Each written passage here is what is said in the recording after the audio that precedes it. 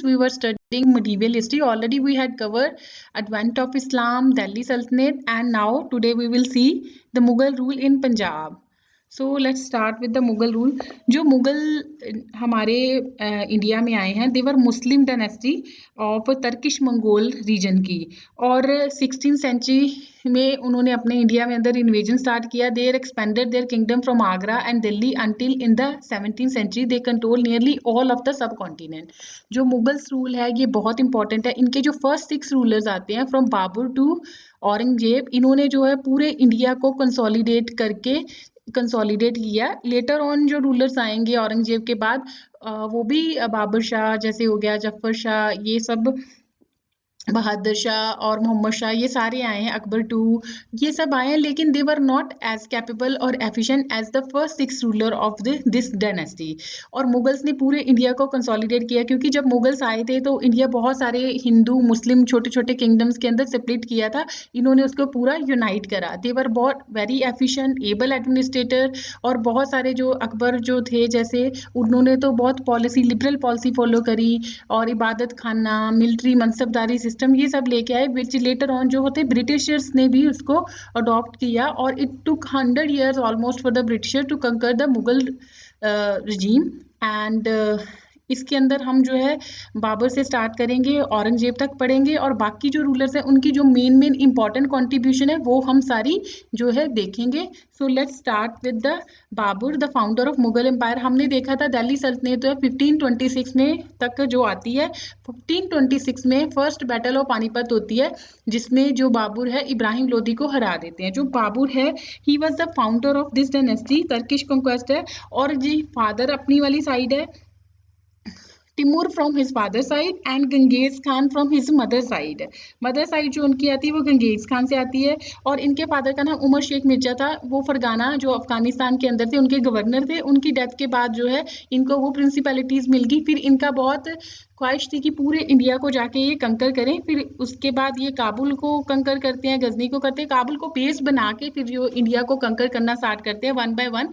और जब ये कंकर करना, तो Ibrahim Lodi Indo Gangetic plain पे राज कर रहे होते हैं। उनको 1526 में फर्स्ट बैटल ऑफ पानीपत में हरा के, फिर ये जो हिंदू कॉन्फिडरेसी वाले रूलर हैं जैसे राणा संगा ऑफ मेवाड़, उनको 1527 में जो है वो हराते हैं बैटल ऑफ कानवा के अंदर।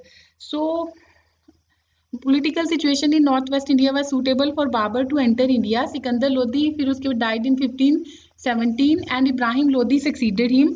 Lodi tried to create a strong centralized empire which alarmed Afghan chief as well as the Rajput. फिर उसके बाद 1526 as we had already seen, first battle of Panipat quickly occupied Delhi. उसके बाद बाबर जो दिल्ली को कंकर कर लेते हैं। Despite vast and superior troop, Ibrahim Lodi lost in the battle due to Babur superior strategy और यूज ऑफ आर्टिलरी। जो बाबर थे उनको बहुत अच्छे से वेस्टर्न और सेंट्रल एशियन वॉर टैक्टिक्स पता थी, जो एक रीजन थी इनका for the defeat of the Ibrahim Lodi. The first battle of Panipat marked the foundation of Mughal dominion in India. First battle जो पानीपत है, it marked the foundation of Mughal dominion in India. He conquered Delhi and sent his son Humayun to seize Agra. Babur himself announced as the emperor of Hindustan. फिर उसके बाद जो है उन्होंने बहुत सारे बैटल ऑफ पानीपत होने के बाद उन्होंने बहुत सारे अफगान चीफ्स जो है उनके साथ लड़ाइयाँ करी। जो उत्तर प्रदेश और बिहार वाला रीजन है, राणा संगा ऑफ मेवाड़ हमने देख लिया। बैटल ऑफ कानवा 1527 में जो है राणा संगा को उड़ाते हैं, और यहाँ से फिर उनको टाइटल लिया जाता है ही टुक द टाइटल ऑफ गाजी। ये पूछा जाता है कि बाबर ने कौन सी बैटल के अंदर ही टुक द टाइटल ऑफ गाजी, तो हम कंफ्यूज हो सकते हैं क्योंकि फर्स्ट बैटल ऑफ पानीपत बहुत इंपॉर्टेंट थी। It was battle of Khanwa, A village near the Agra. फिर इन्होंने जो है हराया। फिर उसके बाद 1528 में Chanderi was captured by Babur from Rajput king Medini Rai. ये भी एक बैटल थी, थर्ड बैटल जो इन्होंने लड़ाई करी है 1528 में। 1529 में जो फिर है Ghaghara, he met the allied Afghan of Bihar and Bengal on the bank of Gogra, जहाँ पे भी एक बैटल हुई है और उसको डिफीट करा है। With this battle Babur occupied considerable portion of northern India. ये पूरा जो नॉर्दर्न इंडिया वाला एरिया है, through this battle, battle of Panipat, battle of Khanwa, battle of Chanderi, battle of Gogra, इसके थ्रू पूरे नॉर्दर्न इंडिया के ऊपर इन्होंने राज कर लिया। फरगाना से स्टार्ट किया, काबुल और फिर गजनी वाला एरिया, फिर उसके बाद धीरे धीरे इंडो गंगेटिक प्लेन तक आके ये नॉर्दर्न इंडिया वाला बिहार बंगाल तक इन्होंने पूरा जो है कर लिया। फिर उसके बाद इन्होंने जो हमारे बाबर की तो ऊपर और ख्वाहिश थी कि और भी ज़्यादा पूरे इंडिया को वो जो है कंकर करे, लेकिन उनकी जो है हेल्थ वगैरह उन्होंने की हेल्थ ने अलाउ नहीं किया उसको, और फिर finally he died on 1530 at Agra. फिर उनको बरीड किया गया 1530 में जो है को किया गया। और इनकी एक ऑटोबायोग्राफी है which you can note, very important autobiography, उसका नाम है तजुके बाबरी। ये जो है ये हमारी तर्किश लैंग्वेज में है, तजुके बाबरी। और फिर उसके बाद अकबर जो आते हैं इनको ट्रांसलेट करवाते हैं पर्शियन भाषा में। जो दिल्ली सल्तनत है उनके अंदर भी जो कोर्ट लैंग्वेज थी पर्शियन थी, इनके अंदर भी पर्शियन थी।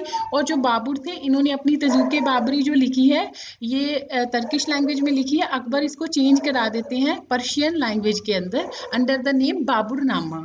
सो फिर उसके बाद जो गुरु नानक देव जी के ये कंटेम्प्रेरी है, जो बाबर है he is a contemporary of Guru Nanak Dev ji. Next is the Humayun. उसके बाद हिमायू का मतलब होता है fortunate, but unfortunately he was the most unfortunate ruler of this dynasty in the east. अब हिमायू के अंदर जो हम देखेंगे 2-3 बैटल्स हैं वो बड़ी इंपॉर्टेंट है। वो शेर शाह खान के अंदर जो है इनकी लड़ाई हुई है। इन the east Sher Khan become powerful, Humayun march against him and in the battle of Chausa, एक बैटल ऑफ चौसा 1539 में Sher Khan destroy the Mughal army and Humayun escaped from there. तो इसमें क्या होता है कि जैसे हिमायू इंडिया के ऊपर राज कर रहे होते हैं तो शेरशाह सूरी जो है शेरशाह सूरी आते हैं। शेरशाह सूरी जो है बंगाल वाले जो राजा होते हैं उनको बड़ा परेशान करते हैं, तो ये उनकी हेल्प करने के लिए वहाँ जाते हैं। और जब ये वहाँ जाते हैं तो इस चीज़ का शेरशाह जो है वो फ़ायदा ले लेता है और इनको जो है इनके ऊपर अटैक कर देता है battle of Chausa near Buxar वाले रीजन में। फिर वहाँ से Humayun reach Agra to negotiate with his brother, क्योंकि जो हिमायू के ब्रदर है वो भी इनको जो 3 ब्रदर इनके 2 भाई थे कामरान मिर्जा हिंदल मिर्जा, वो भी जो है इनके साथ जो है धोखा करते हैं। फिर 1540 में बैटल ऑफ बिलग्राम और गेंग also known as a battle of Kannauj, Humayun was forced to fight with Sher Khan alone and after losing his kingdom he become an exile for the next 15 year आ गया। फिर उसके बाद ये 15 ईयर तक वहां चले जाते हैं। ये 2 बैटल इंपॉर्टेंट है, battle of Chausa and battle of Bilgram, जिसको बैटल ऑफ कनौज भी बोला जाता है। In 1952 during his wandering in deserts of Sindh, फिर उसके इनको ये लाहौर जाते हैं, पहले लाहौर में भी इनको जो निकाल दिया जाता है, फिर ये सिंध वाला जो एरिया है वहां पे चले जाते हैं। Humayun made Hamida Bano Begum daughter of Sheikh Ali Ambarjani who has been the preceptor of Humayun's brother Hindal. Hindal जो उनका ब्रदर होता है उनकी टीचर होता है, उनकी जो बेटी है उसके साथ शादी कर लेते हैं। फिर उसके बाद Humayun's wife give birth to Akbar. Next in 1545 जब ये चले जाते हैं तो पहले तो इनको लगता है कि फिर दोबारा जो मुगल रूल है वो खत्म ही हो गया एक तरह से। With the Persian help Humayun captured Kandahar and Kabul but refuse to cede Kandahar to Persia. Humayun ने फिर उसके बाद सैफाविद रूलर जो है उसकी हेल्प ली थी। और एक चीज और इम्पोर्टेंट है, बाबर को किसने इनवाइट किया था इंडिया के अंदर? दौलत खान लोधी जो पंजाब के गवर्नर थे, ऑफिशियल थे, उन्होंने इनवाइट किया था बाबर को टू इन्वेड द, क्योंकि उसके जो अच्छे ताल्लुकात नहीं थे इब्राहिम लोधी के साथ, वो बाबर को इनवाइट करते हैं। और Humayun sought help from the Safavid ruler, later he defeated his brother Kamran and Askari. In 1555 Humayun defeated the Afghan and recover the Mughal throne. 1550 में जो है फिर हिमायू जो है वो डिफीट करते हैं अफगान को और रिकवर कर देते हैं। शेरशाह सूरी के बाद आता है सिकंदर शाह आता है। शेरशाह सूरी जो है वो फर्स्ट बैटल वो चौसा बैटल ऑफ कनौज लड़ते हैं, फिर उसके बाद 5 के साथ रूल करते हैं। उसके बाद उनकी डेथ होती है, उनका बेटा आता है सिकंदर शाह, जिसको हिमायू जो है हरा देते हैं बैटल ऑफ सरहंद में 1555 में। और फिर से जो मुगल है वो रिकवर हो जाता है। पहले ही loss the Mughal rule and फिर दोबारा जो है अंडर सिकंदर शाह जो है वो कर लेते हैं। फिर जो सिकंदर शाह का एक जनरल आएगा हेमू, जिसकी लड़ाई फिर सेकंड बैटल ऑफ पानीपत में जो है अकबर के साथ होएगी। ये चीजें आपको जो है एक स्टोरी फॉर्म में आपको याद रखेंगे तो आपको अच्छे से याद रहेगा। After 6 months, he died in 1556 due to his fall from staircase of his library. अजान सुनते वो staircase से गिर जाते हैं. और Humayun was kind and generous, though he was not a good general and a warrior.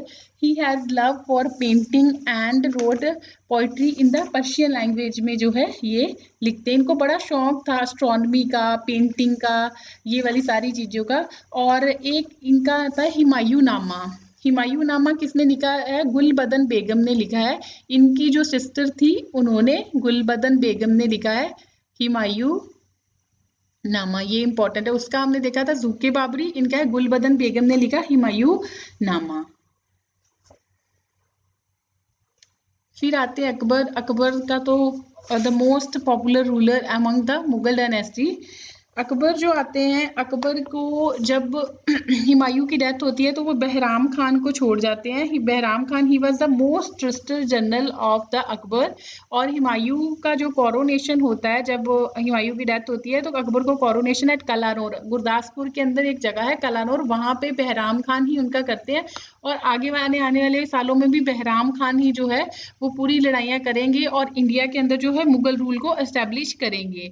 1556 military campaigns were launched against the Suris and other Afghan against the neighboring kingdom of Malwa and Gondwana and to suppress the revolt of Mirza Hakim and the Uzbek. In 1568, the Sisodia capital of Chittor was seized and in 1569 Ranthambore. फिर 1556 में जो होती है second battle of Panipat होती है, जिसमें जो सिकंदर, जैसे हमने शेरशाह सूरी, उसके बाद सिकंदर शाह सूरी और उसका जो ट्रस्टेड जनरल हेमू होता है उसके साथ जो है लड़ाई होती है, क्योंकि हेमू अपने आप को राजा डिक्लेयर कर देता है कि और अपना पावर बेस जो है बंगाल के अंदर बना लेता है. अकबर जस्ट 13 ईयर होता है तब बहराम खान के अंदर जो है ये लड़ाई होती है सेकेंड बैटल ऑफ पानीपत, जिसमें जो है हेमू को हरा दिया जाता है. फिर उसके बाद हमारा आता है 1570 to 1585. Military campaign in Gujarat were followed by campaign in the east in Bihar, Bengal and Odisha. Expansion of Akbar's empire. Kandahar was seized from Safavid. Kashmir was annexed as also Kabul. Campaign in the Deccan started and Berar, Khandesh and part of the Ahmednagar were annexed.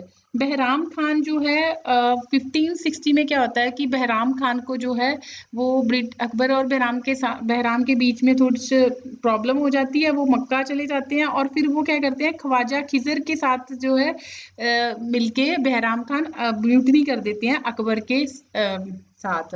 तो अकबर फिर क्या करते हैं, शमशुद्दीन नाम के बंदे को उनके भेजते हैं फाइट करने के लिए. जो फिर वो लड़ाई होती है गुना चोर रीजन, जो आजकल हमारा नवा शहर वाला रीजन है, वहां पे वो लड़ाई करते हैं. और शमशुद्दीन जो अकबर की तरफ से लड़ाई कर रहे होते हैं वो जीत जाते हैं और उनको फिर जो है गवर्नर ऑफ पंजाब बना दिया जाता है.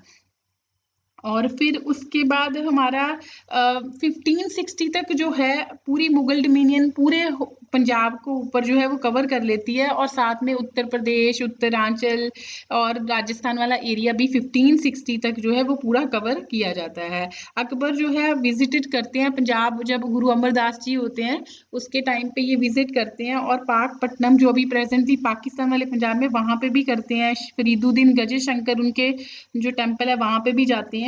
जब ये पंजाब विजिट करते हैं 1568 में, तब हुसैन अली खान जो थे वो गवर्नर थे पंजाब के. क्या होता है कि जो पंजाब का नॉर्थ वेस्टर्न ट्राइब वाला एरिया है, हिली एरिया है, वहाँ पे को जो कुछ ट्राइब्स होती है वो अकबर के खिलाफ जो है वो लड़ाई कर देते हैं. अकबर खुद पंजाब में आके जो है लड़ाई करते हैं. 1585 का टाइम है ये वाला, जो है 1585 का टाइम है. ये पंजाब वाला एरिया की बात हम कर रहे हैं. और फिर उसके बाद यहाँ पे वो अकबर जो होते हैं पूरे 13 ईयर जो है पंजाब के अंदर गुजारते हैं अपने, और हैंडल करते हैं हर कोई चीज़ अच्छे से. तभी जो है कश्मीर को भी जो है वो अनेक्स कर लेते हैं. और 1598 में ख्वाजा शमशुद्दीन जो है उनको गवर्नर ऑफ पंजाब डिक्लेयर किया जाता है. फिर उसके बाद अकबर की पॉलिसी जो है वो काफ़ी लिबरल पॉलिसी रही है टुवर्ड नॉन मुस्लिम. इन्होंने जो है अबॉलिश किया जजिया. हमने देखा था फिरोज शाह तुगलक ने जजिया जो है वो इम्पोज किया था ऑन द नॉन मुस्लिम. इन्होंने अबॉलिश कर दिया था. फिर लेटर ऑन जो है औरंगजेब री इम्पोज करेंगे इसको. During the reign of Akbar, many indigenous art style were encouraged, which led to the common use of sandstone. Akbar built a series of forts, the most famous of which is at the Fort Agra in red sandstone. ये भी पूछा जाता है किस में बना हुआ है, रेड सैंडस्टोन में बना हुआ है। His other forts are at Lahore and Allahabad. He build the Fatehpur Sikri, the city of victory near Agra. Many buildings of Gujarati and Bengal style are found in this complex. The most magnificent is Jama Masjid Gateway. It is called बुलंद दरवाजा। बुलंद दरवाजा जो है वो अकबर ने क्यों बनाया था? To commemorate the Akbar's victory over Gujarat. This is important fact. Other important building जैसे जोधाबाई पैलेस है, पंचमहल है, 5 स्टोरी है, ये भी important है। He built his own tomb at Sikandra which was completed by Jahangir, और एक टेम्पल बनाया था गोविंदा देवा at Vrindavan. Jahangir Mahal in Agra Fort, and he commissioned several literary and religious texts. He invited large number of painters from different part of the country to his court. Both Hindu and Muslim joined in this work. Baswan, Miskina and Dashwant attained the great position as a Akbar's court. वैसे painting जो है सबसे ज़्यादा किसके अंदर रही है? वो ज़्यादा जहांगीर के टाइम जो है रही है।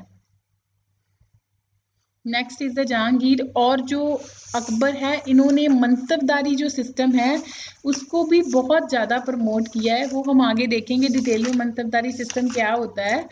और इनकी पॉलिसी जो थी रिकॉन्सिलेशन की पॉलिसी थी। एक इन्होंने दीन इलाही भी जो है वो किया है, जिसके अंदर इन्होंने बोला है कि जो सारे धर्म हैं उनके अच्छे अच्छे पॉइंट्स की जो है ये बात करता है। एक गॉड के अंदर विश्वास करने की बात करता है, और its basis was rational, it hold no dogma, so peace to all, ये वाली सारी चीजें थी। टैक्स ऑन पिलग्रिम भी जो है अकबर ने अबॉलिश किया था। इनकी जो कोर्ट है उसके अंदर नवरत्न थे, 9 जो थे बहुत इंपॉर्टेंट इनके जो राज में थे, जैसे तानसेन थे, अब्दुल खाने खान, राजा बीरबल, राजा टोडरमल, हिमामी हमाम, मुल्ला त्यो प्याजा, ये सारे इनके नवरत्न थे। ये वाले सारे कुछ बहुत सारे मुगल रूलर के ऊपर बहुत सारे फैक्ट है, वो हम आपको जो हमारा फेसबुक और टेलीग्राम अकाउंट है उसके अंदर आपको हम सिर्फ पॉइंट फॉर्म में वो प्रोवाइड करेंगे, जहां हम एमसीक्यू करेंगे उसके अंदर सारे कवर हो जाएंगे आपके।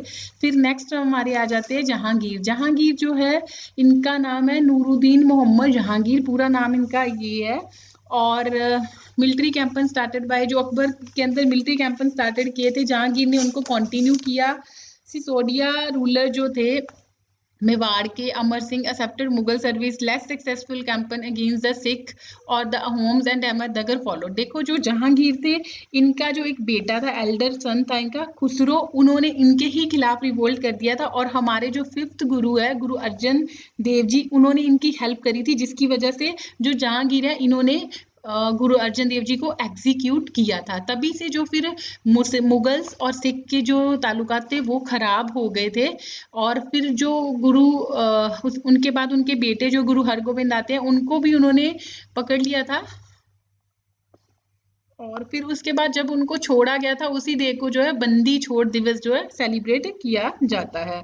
इनकी जो जहांगीर है, इनके टाइम ही ईस्ट इंडिया कंपनी जो है वो अपने बंदे भेजती, Captain Hawkins and Sir Thomas Roe. 2 बंदे बहुत इंपॉर्टेंट है, Captain Hawkins and Sir Thomas Roe. इनकी टाइम जो है इनके कोर्ट के अंदर विजिट करते हैं, और ईस्ट इंडिया कंपनी की फर्स्ट फैक्ट्री जहांगीर के टाइम के अंदर ही एस्टेब्लिश करी गई है। इनकी शादी मेहरुनिशा के साथ होती है, जिनको नूर महल भी जो है वो बोला जाता है। इनको बहुत he was fascinated with art, architecture.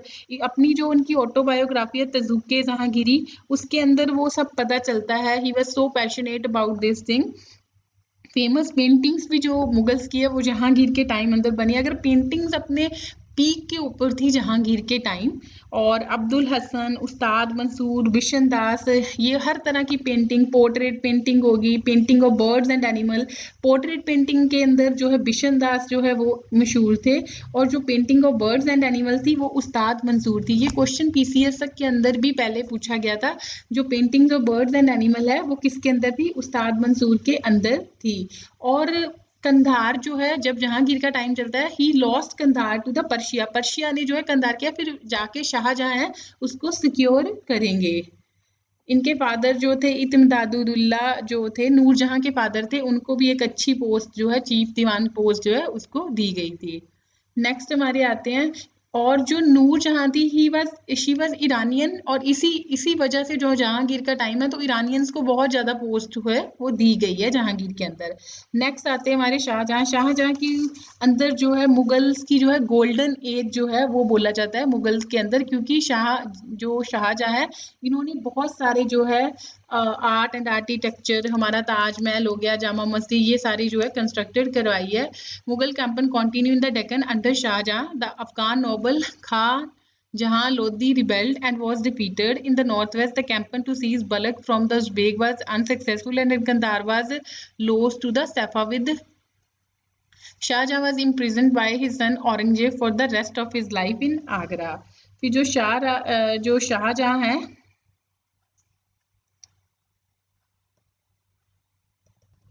फिर उसके बाद Kandahar was lost to Safavid. Jahangir के टाइम ही जो वो लॉस्ट हो जाता है, लेकिन फिर शाहजहां ही है वो सिक्योर्ड करते हैं। ही वॉज इम्प्रिजन बाय, इनका जो बेटा था दारा शिकोह, ये चाहते थे कि वो रूल करे, लेकिन औरंगजेब जो है फिर दारा शिकोह के साथ एक फाइट करता है बैटल, उसमें जो फिर उसको हरा के औरंगजेब जो है वो कैप्चर कर लेता है मुगल रूल को। क्योंकि जो मुगल्स थे इनके अंदर कोई एक लॉ नहीं था सक्सेशन का, और इसलिए जो था नेचुरल था कि उनके बीच में लड़ाइयाँ होती। औरंगजेब जो है ही इज द जैसे सिक्स रूलर है उसके अंदर जो लास्ट मोस्ट एफिशिएंट जो रूलर है वो औरंगजेब था। ही assumed the title of Aurangzeb Alamgir after he took the Mughal throne in 1636. Aurangzeb was appointed the viceroy of Deccan. Shahjahan के अंडर ही जो गोलकंडा, बीजापुर, तेलंगाना, खंदेश, उनका जो है इसको गवर्नर बना दिया था, और उसने औरंगाबाद जो थी उसको अपनी कैपिटल बना दिया था। And he was appointed the viceroy of Deccan. He had successful military campaign there for his father. He was appointed as the governor of Gujarat and later of Balkh, Multan and Sindh. Shah Jahan has dedicated his elder son Dara Shikoh as his heir. So there was a rivalry between Dara and Aurangzeb, who also nurtured dream of becoming the emperor. There was no system of primogeniture among the Mughals. इसी वजह से जो है इनके बीच में एक जो है लड़ाई भी हुई है, बैटल ऑफ सोमगढ़, इसको बैटल ऑफ सोमगढ़ बोलते हैं, जिसमें दारा शिकोह को जो है औरंगजेब हरा देते हैं और he become the ruler. When Shah Jahan became ill, there was a tussle for power among his four sons. Aurangzeb managed to succeed and he usurped the throne by putting his father in prison at Agra. वहां पे शाहजहां की फिर death हो जाती है। Aurangzeb had also Dara Shikoh executed. He was crowned the king in 1659 at Delhi. The first 10 years of his rule are chronicled in Alamgir Nama, that is written by Muhammad Qasim. This is important. Alamgir Nama किसने लिखा था? मोहम्मद काजिम ने जो है निकला है। और इन्हीं के टाइम पे जो हमारे 9th गुरु है Guru Tegh Bahadur ji, he was executed. इसने बहुत सारे टेम्पल की जो है डिस्ट्रक्शंस भी करी है by his ancestor. He reversed many of the Akbar policy toward non-Muslim. जैसे अकबर थे उन्होंने जजिया को abolish कर दिया था। He reimposed जजिया the taxes on non-Muslim. He is said to have destroyed many Hindu temples. He was also famous for executing the Sikh leader Guru Tegh Bahadur for his refusal to convert to Islam. He also nurtured ill will for the Sikhs since they had given refuge to his rival Dara Shikoh. Under his reign Mughal Empire expanded. Expansionist थे और सबसे ज़्यादा मुगल का जो extent Mughal rule का extent सबसे ज़्यादा था वो ड्यूरिंग औरंगजेब के टाइम था। He had massive army and empire regions beneath under him in term of area. He conquered large part of the Deccan and pushed the northwestern limits of the empire. He also banned the use of alcohol, gambling, music from his empire. The textile industry जो है उनके अंदर काफ़ी जो है वो flourished करी गई है। और इन्होंने अपने जो कोर्ट थे वहाँ पे नरोज हो गया, सिंगिंग इन द कोर्ट, झरोखा दर्शन, ये सारे जो है बैन किया था। और एक और इम्पॉर्टेंटली उन्होंने जो है सती प्रथा को भी जो है वो खत्म किया था। इनको दरवेश और जिंदा पीर भी जो है वो बोला जाता है। दरवेश जो है, जिंदा पीर जो टाइटल है वो औरंगजेब को बोला जाता है। और इन्होंने अपने राज के अंदर जो इवाज जी जो है हाई मनसबदार की एक पोस्ट थी, उनको एज ए चीफ और सेंसर ऑफ मॉरल्स जो एस्टेब्लिश किया था कि ड्रिंकिंग वगैरह ना जो है उनके राज में हो, तो उनको एक पोस्ट जो है उन्होंने क्रिएट की है। सतनामी रिवोल्ट भी इनके टाइम पे जो है काफ़ी होते हैं। In 1667 he give permission to the French for setting a factory at Surat. During his reign, he had to deal with many rebellions such as Bajat around Mathura, Maratha under Shivaji and Sambhaji, many Rajput, Sikh and Pashtun. Satnami revolt भी जो है वो इनके time के अंदर ही हुआ है, Satnami peasant and foot soldiers के बीच में.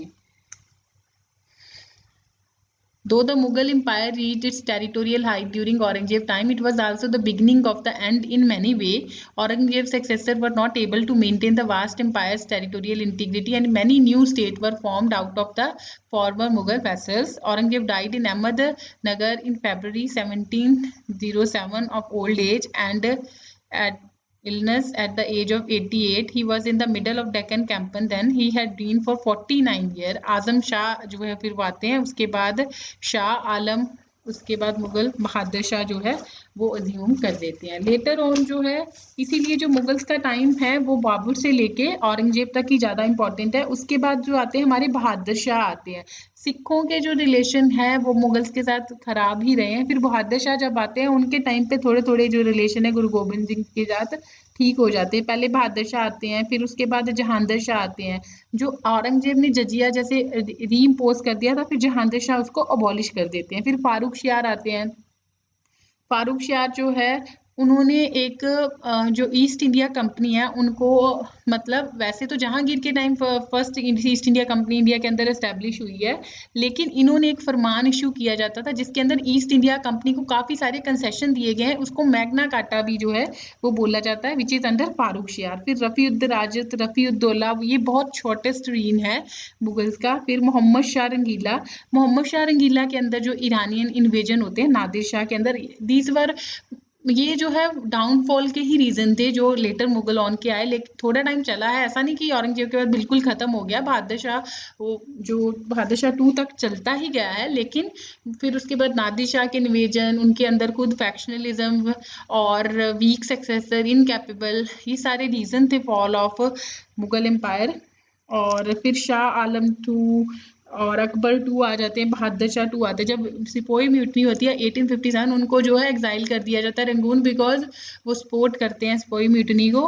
तो फिर उसके बाद जो है this is all about the Marathas, Mughal sorry, weak and इनके what was the main reason, wars of succession, weak and incompetent successor, growth of Marathas and other regional power, foreign invasion, ये सारे नादिर शाह के इन्वेजन होते हैं. इस वजह से जो फिर हमारा मुगल रूल है वो ख़त्म हो जाता है. और इम्पॉर्टेंट चीज़ें जो है, पेंटिंग वगैरह हमने देखा कि बाबर के टाइम उनको तो इतना टाइम ही नहीं मिला पेंटिंग वगैरह का. मेन हुमायूं के अंदर जो है 2 बंदे आते हैं, मीर सैयद अली एंड अब्दुल समाद. और अकबर के टाइम हमने पढ़ ही लिया था, दसवंत थे, बसवाना थे, ये सारे बंदे जो है अकबर के टाइम आते हैं. दसवंत जो है वो पेंट करते हैं. महाभारता जो है उसको रज़मनमा बोला जाता था पर्शियन लैंग्वेज के अंदर. उन्होंने एक पेंटिंग करी है दसवंत ने अकबर के टाइम. जहांगीर के टाइम हमने पढ़ लिया था बिशन दास था और उस्ताद मंसूर था.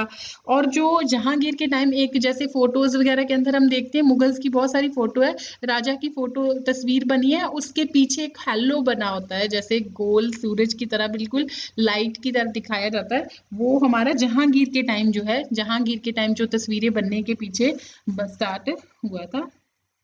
और बाकी हम जो है और छोटे छोटे पॉइंट्स हैं, जैसे क्या क्या किसने कौन सा फोर्ट बनाया, किसने क्या बनाया, ताजमहल, ये सारी चीज़ें वो हम आपको कंसोलिडेटेड फॉर्म में जो है वो प्रोवाइड कर देंगे. सो this is the extent of growth of Mughal Empire. Like Mughal Empire in 1525 Babar के टाइम तो ये वाला सारा एरिया था, काबुल, हिंदू कुश, कश्मीर, लाहौर, पंजाब, ये सारा एरिया जो था इनके टाइम आता था. फिर लेटर ऑन अकबर ने जो ये वाला एरिया ऐड किया है, और डेक्कन जो प्लेटू है वो सारा औरंगजेब के टाइम हमने पढ़ ही लिया है कि उनके टाइम जो है काफ़ी एक्सटेंड था. Starting Kashmir in the north to Gingee in the south, Hindu Kush in the west to Chittagong in the east, ये वाला सारा जो है एक्सटेंड था मुगल एम्पायर का. Then mansabdar and jagirdar. ये वाला जो अकबर के टाइम जो है, ये मनसबदारी सिस्टम जो है अकबर के टाइम इंट्रोड्यूस किया। जो भी बंदा ज्वाइन करता था as a civil, he was also military force को भी उसको काम करना पड़ता था। Those who join Mughal services were enrolled as a mansabdar, an individual who hold mansab. उसका एक रैंक होता था। मनसब का मतलब ही होता है एक पोजीशन और rank. It was a grading system used by Mughal to fix rank, salary and military responsibility. और जो मनसबदार होता था उसकी कुछ रिस्पॉन्सिबिलिटी होती थी, उसको इतने ज्यादा सावर रखने पड़ेंगे, कैवेलरी मैन इतने बंदे उसको रखने के। They receive their salary as a revenue assignment. Mansabdar को एक रिवेन्यू असाइनमेंट दे दी जाती थी, एक जगीर जैसे इक्तादारी सिस्टम था उसके अंदर, दिल्ली सल्तनत के अंदर यहाँ पे जगीर दे जाती थी। और मनसबदार जो थे उसके बाद डायरेक्टली एडमिनिस्टर नहीं किया करते थे जगीर, लेकिन उनका जो रिवेन्यू कलेक्शन का एक राइट होता था, और वो भी जो रेवेन्यू कलेक्शन थी उनके सर्वेंट्स किया करते थे। और मनसबदार जो थे खुद किसी और पार्ट के अंदर जाके जो है सर्व किया करते थे। These jagirs were carefully assessed so that their revenue were roughly equal to the salary of the mansabdar. Aurangzeb के टाइम जो है काफी इंक्रीज हो गया था मनसबदार का, जिसका मतलब काफी टाइम आपको वेट करनी पड़ती थी जगीर के time. So these are the Mughal rule legacy in Punjab. Punjab के अंदर क्या है, वैसे तो बहुत पूरे इंडिया के अंदर ही है, हम सारी वो फैक्ट्स करेंगे, सारा ऑल ओवर इंडिया का ही करेंगे, लेकिन अपना हम जब अपनी हिस्ट्री वाली सीरीज स्टार्ट करेंगे उसके अंदर थोड़ा और भी डिटेल में कर लेंगे। Land revenue system during the Mughal rule, Emperor Akbar reorganized the revenue system for the first time। राजा टोडरमल को उन्होंने अपॉइंट किया to supervise the work of measurement, survey, classification of land। for the first time जो था the measurements of land was undertaken। he organized the whole revenue system in the Punjab। for the first time the measurement of land was undertaken in the Punjab and the entire land was under cultivation survey. जैसे हमने देखा था अकबर के अंदर जो है land को 4 part में डिवाइड किया जाता था, पुलाज, परुती, चाचर एंड बंजर। पोलाद जो वो लैंड होती है जो हर साल जो है जिस यहाँ पे कल्टीवेशन हो, परुती जो एवरी 1 और सेकेंड ईयर जो है उसकी कल्टीवेशन की जाए, चाचर जो 2-3 ईयर बाद जो है की जाए, एक बार कर लिया 2 साल छोड़ के फिर उसको हम कल्टीवेट करेंगे। बंजर जो 5-6 साल बाद जो होती है, जो बंजर हो जाती है जमीन, अनइनफर्टाइल जो होती है, उसको बोला जाता है। फिर इरिगेशन जो है Akbar directed is provincial governor to be energetic in the making of reservoir, wells, water course, garden, rest house, ये सारी चीजें की है। कि एक छोटी सी कैनाल बनाई थी from Ravi river to irrigate the neighbourhood of Lahore. Western Jamuna canal को भी उन्होंने रीमॉडल किया, which was originally constructed by Firoz Shah and afterward renovated by the Akbar with the object of irrigating Hisar district. फिर उसके बाद canal from Ravi was further improved in the time of Maharaja Ranjit Singh who linked it with the sacred tank of Amritsar during British rule. फिर उसके बाद it was converted to larger irrigation tank, जिसको हम आज अपर बारी दुआब कैनाल बोलते हैं, वो यहाँ से शुरू होके आता है, which is irrigating the Gurdaspur, Amritsar and Lahore. Development of the city of Lahore, Lahore को जो है मुगल रूल के अंदर काफ़ी जो है प्रॉस्परस करी है। मुल्तान और लाहौर के अंदर carpet making, second capital seat भी इसको मुगल्स की बोला जाता है। यूरोपियन ट्रैवलर जो मनरीक हैं, उन्होंने जब लाहौर किया तो he found grand palaces, fine garden, orchard full of fruit there, और he suggest that there was hardly any art और craft useful to human life that was not practised at Lahore. Lahore के अंदर बहुत सारे काम जो थे, बहुत सारे आर्ट जो थे फ्लॉरिश्ड किए हैं during the Mughal time. Carpet के लिए बहुत फेमस रहा है, और रोड्स वगैरह काफ़ी जो है लिंक करे हैं। The city of Lahore was linked by road with the distant places. The most important road from Lahore to Agra via Delhi, Lahore, Kabul, Srinagar, Lahore to Multan. Special officer had been appointed to look after the road.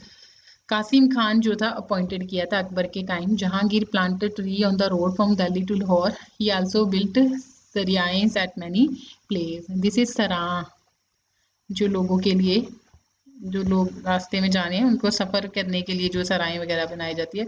So it's all about the Mughal rule, and if there is any question or query you can ask me on the Facebook and Telegram link, and thanks. Please don't forget to subscribe my channel Study Gyan. See you in the next lecture.